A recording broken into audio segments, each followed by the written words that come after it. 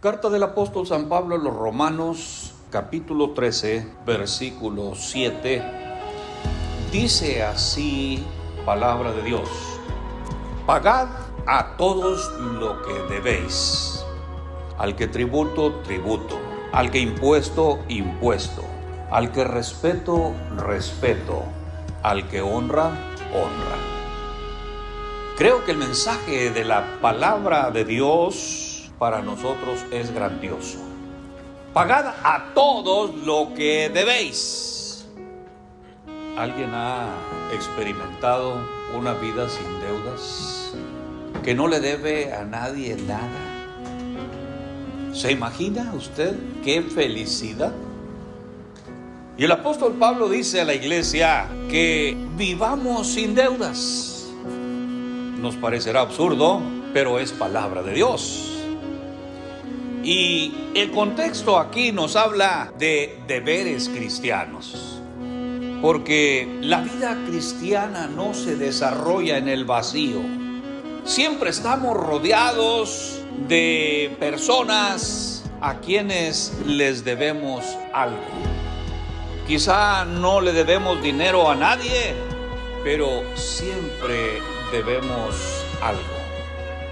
Tal vez usted no considera pecado deber algo, pero todo lo que se debe hay que pagarlo. Es palabra de Dios.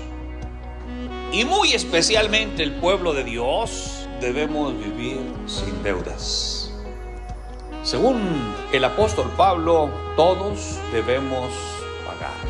Debemos pagar impuestos y debemos pagar respeto. Tributo e impuestos lo vamos a tomar como un solo deber. Respeto y honra también como un solo deber.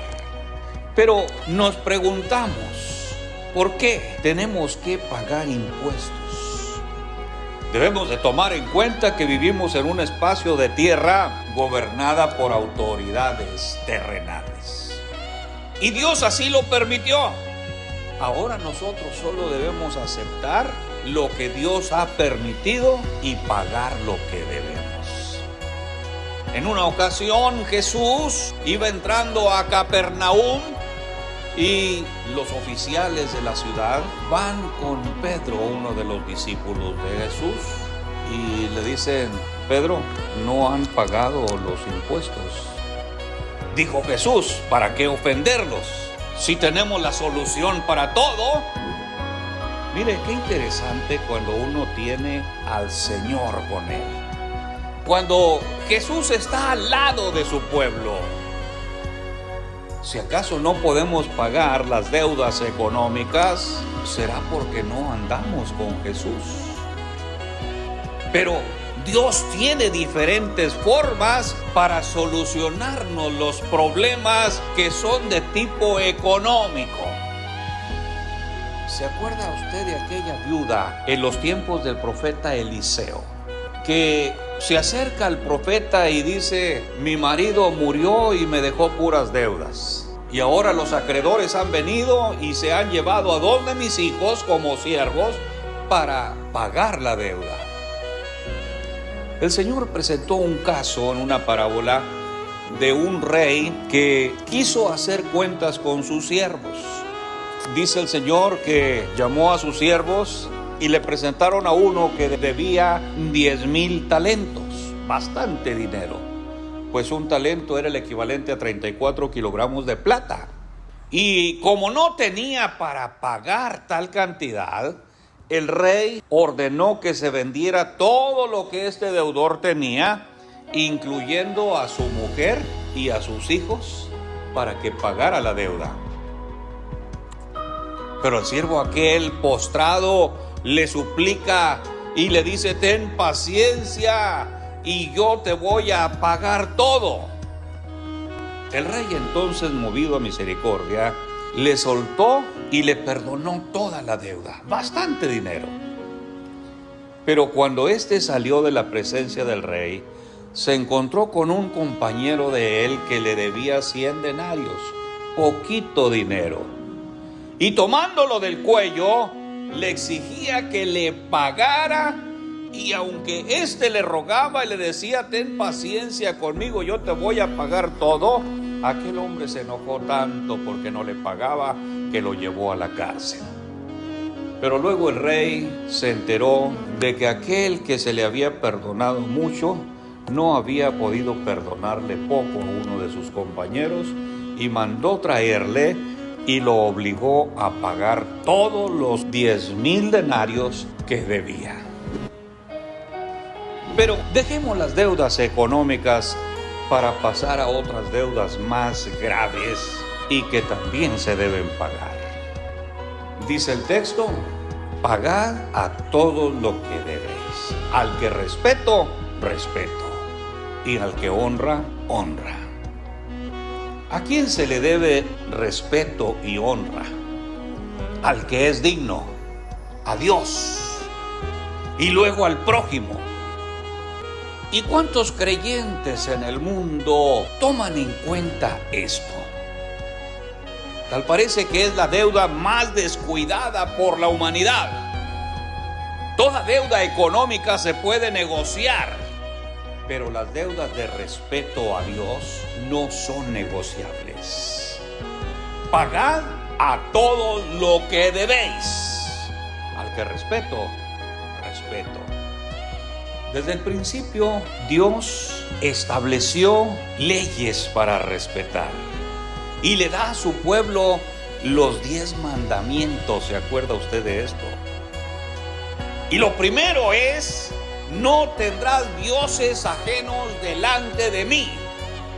A Dios se le respeta en todo tiempo. No hay ningún razonamiento para decir: es que yo hice esto o no obedecí a Dios porque por esta situación. No hay razón. No tendrás dioses ajenos. No te harás imagen. No te harás ningún ídolo, ni del cielo ni de la tierra. Y continúa en los 10 mandamientos: no tomarás el nombre de Dios en vano. Y luego: acuérdate del día de reposo para santificarlo. Vas a respetar a Dios sobre todas las cosas. Y si respetas a Dios, podrás respetar al prójimo, empezando con tus padres. Honra a tu padre y a tu madre. Debes de respetar la vida del prójimo. No matarás. Debes respetar a tu esposa, a tu esposo. No cometerás adulterio. No robarás. Respeta a tu prójimo. No hablarás contra tu prójimo falso testimonio. No codiciarás la casa de tu prójimo. Todo se resume en el respeto a Dios y el respeto al prójimo. Muchas veces lo que menos se respeta es a Dios. El pueblo de Dios ha sido el más irrespetuoso. Mire, Dios le está dando a Moisés estas leyes llamadas de los 10 mandamientos. ¿Y ellos qué están haciendo allá? Están haciendo un becerro de oro para inclinarse al becerro. No hay gente más irrespetuosa a Dios que el pueblo de Dios. Y como a Dios no se le ve, porque Dios es espíritu, lo que sí tenemos son muchas cosas visibles que tienen que ver con Dios. Y entonces esas cosas visibles son dignas de respeto porque pertenecen a Dios. Y dice la Biblia: porque Dios no dará por inocente al que tomare su nombre en vano. ¿Cuál nombre? Y el que se supone que es el nombre de Dios no se puede pronunciar. El nombre de Dios no es un sustantivo como Juan, como Pedro, como José. El nombre de Dios es una acción. Es todo lo que hacemos con el fin de honrar a Dios. Y de todo eso que hacemos en nombre de Dios, ¿qué es lo que más conoce usted? Que representa a Dios. Lo más conocido, el culto cristiano, el congregarnos. ¿Es eso visible? ¿Cuánta falta de respeto usted, mi hermano, sabe que cometemos los cristianos en lo más conocido, en lo más visible? Pero ¿cuántas cosas debemos tomar en cuenta para no faltarle al respeto a Dios cuando voy al culto? ¿Qué le parece la puntualidad? ¿Qué le parece la falta de compañerismo? ¿La cordialidad? ¿El saludo al hermano? ¿Qué le parece la atención a la palabra de Dios, que cada vez es más difícil? ¿Qué le parece esto, mi hermano? ¿Tiene sentido lo que el apóstol Pablo dice? ¿Qué le parece la preparación física del cuerpo? Ya no hay diferencia entre asistir a un culto, que es lo más visible de Dios aquí en la tierra, a asistir a un estadio de fútbol. El texto dice: no le debas a nadie nada, menos a Dios, porque las deudas con Dios no son negociables. Y si le debes a Dios respeto, simplemente atente a las consecuencias. No dará por inocente al que tomare su nombre en vano.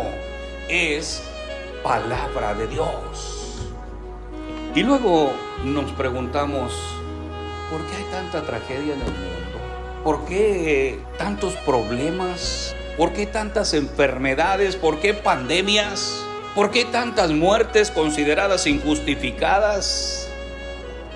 ¿No cree usted que es por la falta de respeto a Dios de un pueblo muy especial llamados cristianos? Mire, mi hermano, hay cosas mucho más importantes que orar, que predicar y que cantar. Que eso, por supuesto, que es bueno.